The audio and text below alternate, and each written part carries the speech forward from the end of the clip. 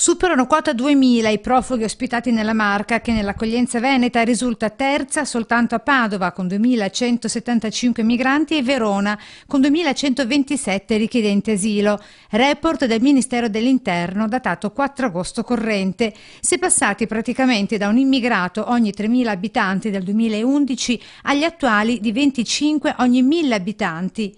E il prossimo anno, secondo stime, potrebbe essere di 50 immigrati ogni 1000 abitanti, fenomeno che per il governatore veneto Luca Zaia si sta aggravando sempre più e che mette in risalto le lacune politiche centrali ed europee. Parte dal Ministero degli Interni, finisce alle prefetture e da lì poi lo smistamento nel territorio. Abbiamo già avuto 26.000 presenze sui nostri territori, più di 11.000 attualmente immigrati ospitati, e la tragedia è che sappiamo che 2 su 3 non sono profughi.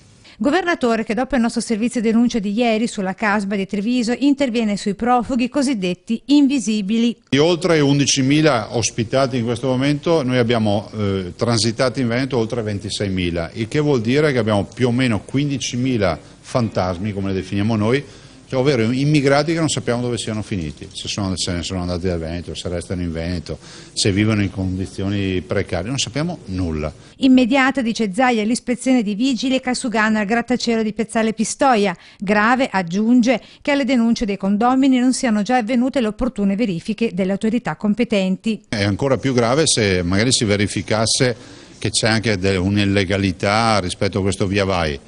C'è la polizia municipale, tanto per non andare tanto distante, polizia municipale, poi le forze dell'ordine, insomma se abbiamo difficoltà anche a controllare un appartamento a seguito di una denuncia dei cittadini, direi che ci siamo proprio presi male. L'invito a sindaco e vice sindaco da parte della Lega cittadina per un imminente sopralluogo muniti di elenco prefettizio dei nomi e cognomi dei profughi censiti nel condominio in questione. Una volta che avremo l'elenco da parte della prefettura di tutti gli immobili occupati, chiedo che venga fatto un controllo a tappeto su tutti questi immobili.